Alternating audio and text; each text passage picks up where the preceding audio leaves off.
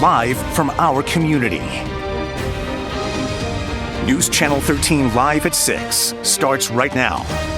And good evening, everyone. You are looking live right now at the Patroon Island Bridge, which may soon be renamed in honor of a local war hero. Yeah, this comes just days after Sergeant Henry Johnson's name was stripped from a military base in Louisiana. Thank you for joining us this evening. I'm Sabrina Dami. I'm Mark Mulholland. Tonight, lawmakers at the state capitol say they're intent on bestowing an honor to hometown hero Henry Johnson that they believe was wrongly denied him by the federal government. That honor is to rename the Patroon Island Bridge over the Hudson River connecting Albany and Rensselaer counties, now the Sergeant Henry Johnson Memorial Bridge.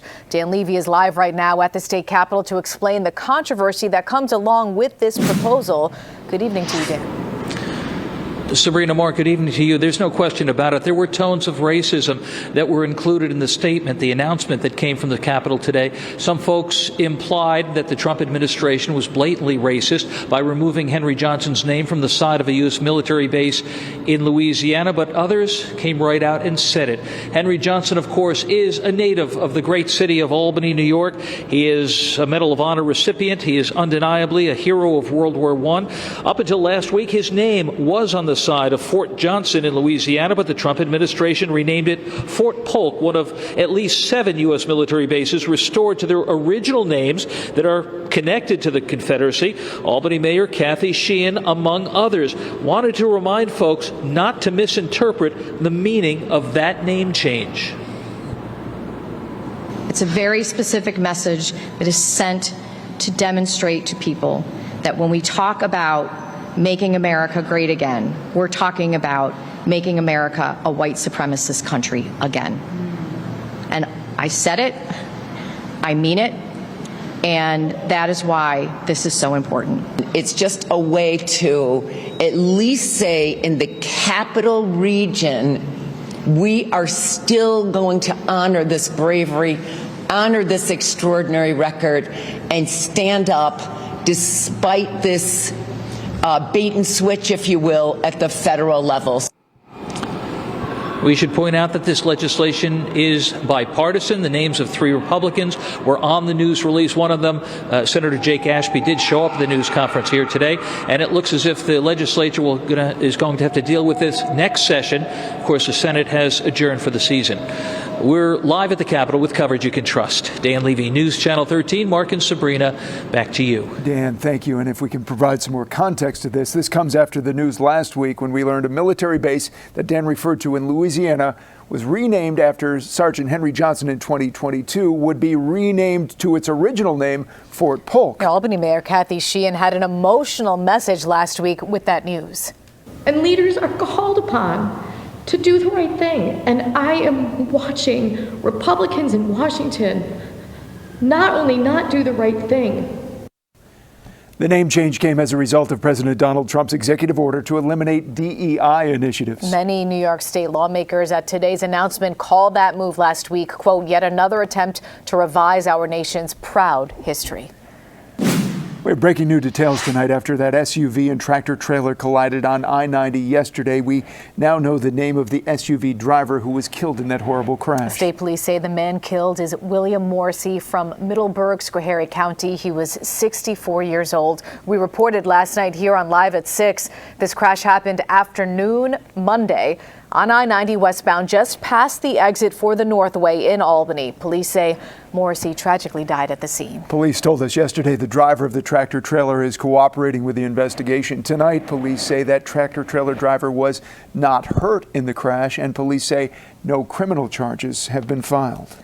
Another breaking story we are following tonight. A 14-year-old girl from Watervliet is charged with attempted murder, accused of stabbing another young person with a knife. That teenager has been released and is being electronically monitored, which the Watervliet police chief says he's not happy about. Police say last Thursday afternoon, officers were called to a report of a big fight near 13th Street and 2nd Avenue. Police say they found 2 young people nearby. One had been stabbed several times and the other had been pepper sprayed. Both victims are expected to be okay. Police say a 14-year-old girl attacked and stabbed the victim with a knife. Police say that teenager was arraigned in Albany County Family Court and is being electronically monitored by the County Probation Department. Watervliet's police chief William Rice says this is a, quote, heinous act. Chief Rice says, quote, the fact that electronic monitoring is considered adequate supervision for someone who allegedly tried to kill another person sends a deeply troubling message. Switching gears to the weather quickly now, looking live from the first warning weather cam. That's not too far from here, I think. That is Ward's Lane, perhaps just up the hill from our station here in Manans. The weather lab coming on home. It's rainy in some spots. Will it continue for the rest of the evening? Let's go to Chief Meteorologist Paul Cayano. Paul. Hey guys, yeah, we've been socked in for the better part of the day. We've had a few passing showers, some areas of fog and drizzle that just made it a bit dreary. And I think that's going to continue for the next few hours. So let's call it a damp evening. Some changes on the way, though. With the heat and humidity building tomorrow, that could lead to a few more showers and storms, but a better chance at summer-like heat and humidity on Thursday, which will lead to even bigger thunderstorms. And as a result, we've issued an alert day for Thursday. We'll have more on that coming up. In the meantime, talking about socked in, look at the shot here from downtown Albany over into Rensselaer County. Low clouds and fog on the CDPHP first warning cam, only 68 degrees. The first warning live Doppler radar is not too terribly stacked with precip, but a few scattered showers around. And some of these showers are, again, enough to wet the roadways. But I think more than anything, just a little bit of drizzle in spots and fog, and especially towards sunset, that's going to bring down the visibility, only in the 60s, so not a great afternoon. Additional rain on the way from Pennsylvania tonight and first thing tomorrow. So along with the temperatures in the 60s, there'll be that overall mugginess and dampness in the air as we wake up tomorrow. This will lead to a more summer-like feel in those thunderstorms for Thursday. We'll detail that and have the complete forecast coming up. Mark. Paul, thank you.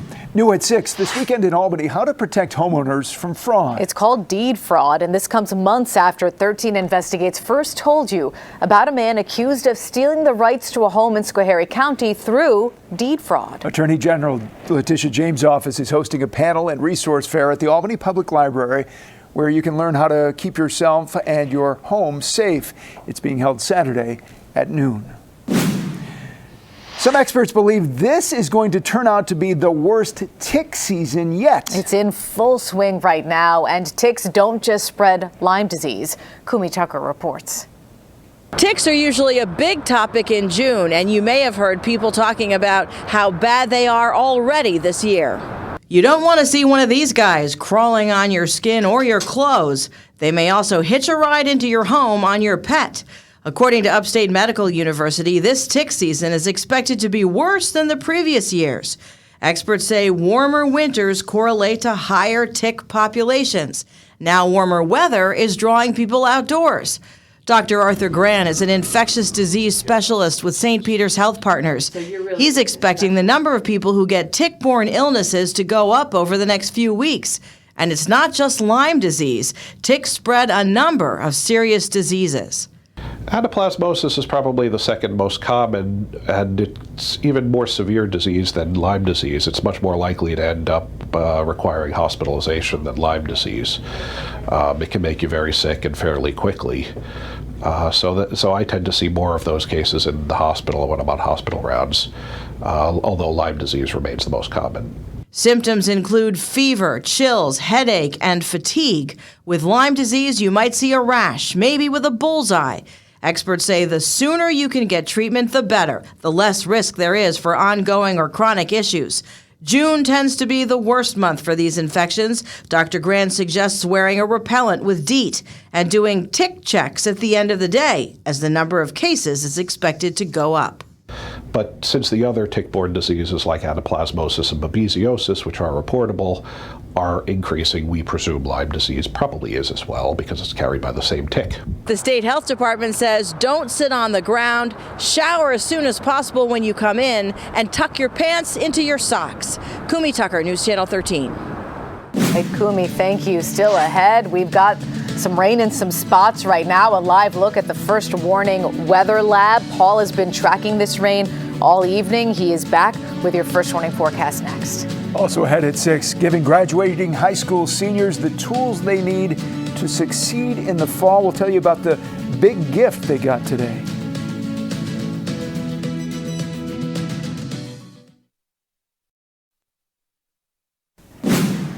This time tomorrow, the whole team will be live at High Rock Park in Saratoga Springs. Yeah, it's our next stop on our Live Around the 518 series. We're going to highlight the people, the places, and the history of Saratoga Springs, Saratoga County. Talk about what makes the community such a special place to live. Our special coverage begins live at 4. We'll be there all throughout the evening to 6:30. We have some stories about the history, some longtime businesses. Mark, you got to really dive into an interesting story. I was thinking about trying it on here for you guys tonight. Well, maybe do. But what's a story about Saratoga Springs without talking about Stewart's and Stewart's ice cream? Yeah, I get to see how it's made, and you guys are going to see that tomorrow. Lucky. Yeah, like yes. Well, you'll have ice cream for There us, was some taste testing. There was some taste testing. I hope so. Not the best evening for ice cream today. No, not tonight. We do have, it's always good though, right, for ice cream. We do have some more of a summer-like feel in the forecast. So if you've been longing for those summer evenings, the long days and the drip. Quiet, you get down there, you get a couple napkins, you'll be okay. This evening though, probably could take your time. We have a couple drips only with temperatures in the 60s, kind of socked in with some fog and drizzle, but not a whole lot of steady rain going on outside right now. This is what's going to change more than anything. The dew point. Through the afternoon and into tomorrow evening, it looks like it's going to go from the pleasant range to the uncomfortable range pretty quickly on Wednesday, and you'll feel a big difference as soon as tonight and tomorrow morning, especially as summer-like air begins to enter the capital region. Right now we're socked in on the CDPHP first warning cam only in the 60s, but mainly dry on Broadway in Saratoga Springs. A lot of middle and high 60s right now. Cobleskill at 70, a little bit more in the way of bright spots out on 88 and the thruway westbound, but the rest of us socked in. Most of the organized showers have come to an end, so it's just that fog and drizzle that remains over top of us. So a little bit of a break, but more rain. Look at the thunderstorms building through Pennsylvania. So it looks like this action will be with us overnight and into tomorrow morning. We'll have another round of showers early on before we get back into a little bit of sun. So as the front approaches, the heat and humidity go up tonight and tomorrow. That's going to set the stage for this next storm system to head in our direction. This one has a lot of jet stream energy with it. When you intersect that with the heat and humidity, thunderstorms will become increasingly more likely on Thursday, and some of these could be on the strong side, maybe even severe. 60s to start tomorrow with some showers. It looks like we're going to be socked in for a while tomorrow, but I think the difference is behind that front, we'll break out into some sun later in the day, and that's going to take us toward the 80-degree mark. And remember, the tropical feel will only increase tomorrow and especially into the day on Thursday. So here come the showers back into the picture late tonight and for the morning drive tomorrow. A couple of showers and thunderstorms tomorrow afternoon, but also a little more sun than we saw today. That'll set the stage for Thursday. Summer-like warmth and humidity early. Then the thunderstorms fire around mid-afternoon. Look at these biggies out in the Mohawk Valley, the Catskills, and the Greater Capital District by 4 o'clock. 5 o'clock and 6 o'clock into western New England. Any of these storms could be strong to severe with downpours and gusty winds. And as a result, we've issued a first warning alert day for Thursday afternoon and evening. We'll be all over it. 64 tonight. A few showers, but also areas of fog and drizzle. Some sunshine getting us back up to 80 tomorrow. A few showers and storms. A better chance at more action on Thursday, especially in the afternoon. These could mean business, so we'll be watching that. Back down with the humidity Friday, but right back up by the end of the weekend. And next week, full-fledged summer with highs in the 90s. We've seen that rain on and off all afternoon into the evening. Meteorologist Tim Drawbridge has seen it firsthand. And I think it's off right now because Tim's outside the First Warning Weather Lab in Cook Park, right, Tim? In Cook Park, we were trying to get to the music tonight. They got the Joes, 60s, 70s, and 80s with the music. But you know what? you can't exactly run through the park when you got all the action going on, people walking dogs, and a place that Roger Weiland knows very well. Got some Little League action, I believe, going on tonight. So Colony Little League, and I'm going to presume, as I see the orange and the white with eagles on the foreground, it's a team from Bethlehem. The first warning weather lab has a temp of 67.7. Yes, we have it down to the 10th of the degree here with the weather lab. Nice feel to the air, even though it's a little humid. You got a breeze that's kind of blowing things around. For right now, alongside photojournalist Bill Webster and our intern Will, I'm meteorologist Tim Drawbridge from the News Channel 13 First Warning Weather Lab. Mark and Sabrina, back to you. Tim, Bill, and Will, thank you very much. The whole team. Yes. When Live at 6 continues, high school graduation can bring a lot of uncertainty. But we'll get you to one group, graduating seniors, and what they can be certain about after a ceremony today.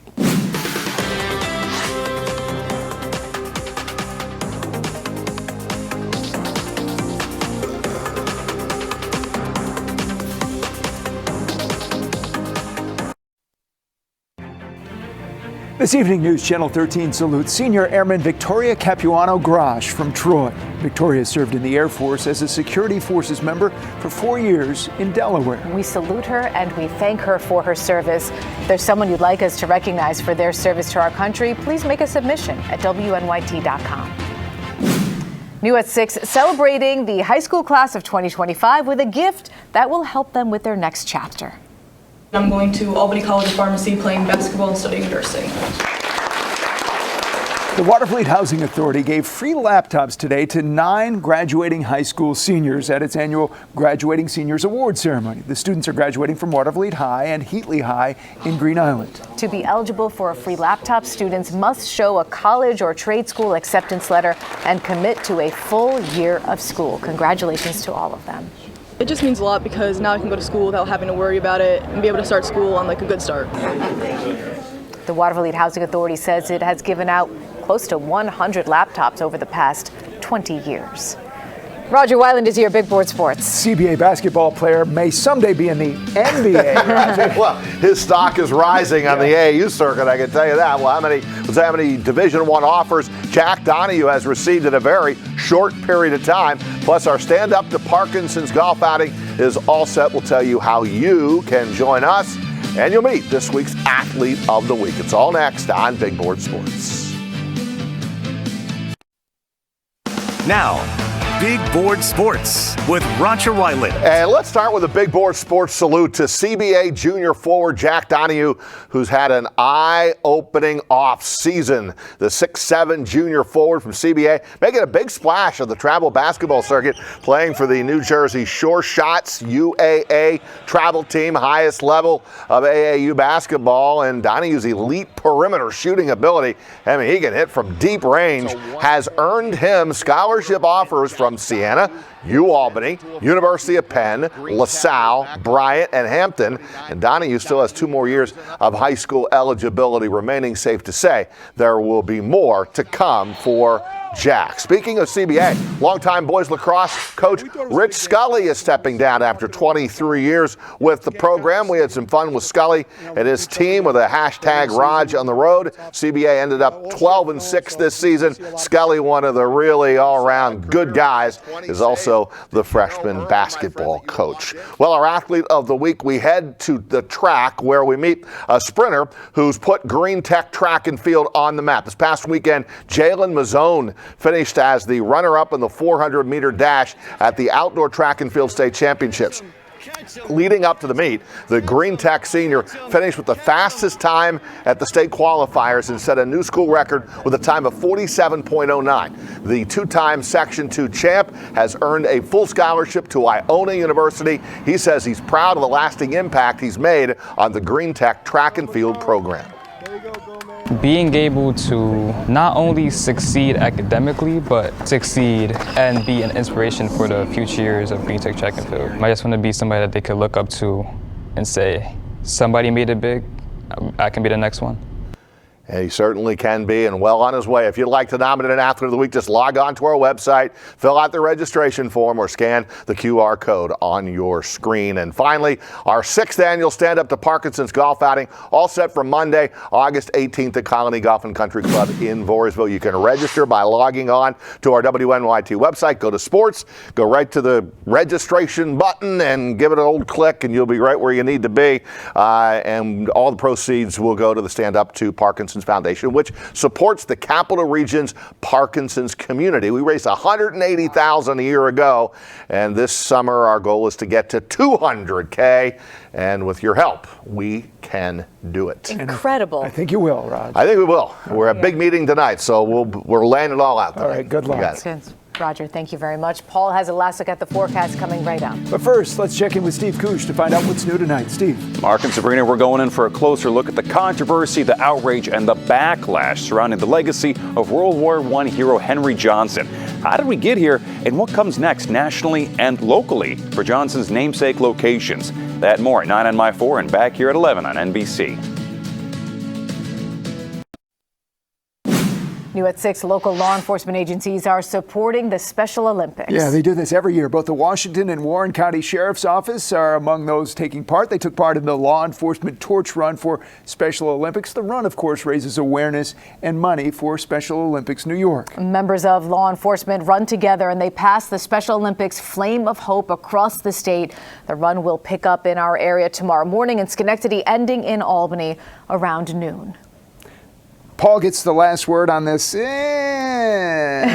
like that. I'll quote you on that one. I'll give you all full I'm not sure how to credit, spell it. Extended. Well, that's going to be the story through tonight. Tomorrow, maybe a little better in the afternoon, up to 81. Certainly more humidity, and you'll feel that. Alert day for Thursday. Showers and thunderstorms in the afternoon could become strong to severe. We'll be tracking that closely through the middle of the week. A break in the humidity temporarily on Friday, but it comes right back, especially by the end of the weekend and next week in the 90s. All right, we'll see you live from Saratoga Springs.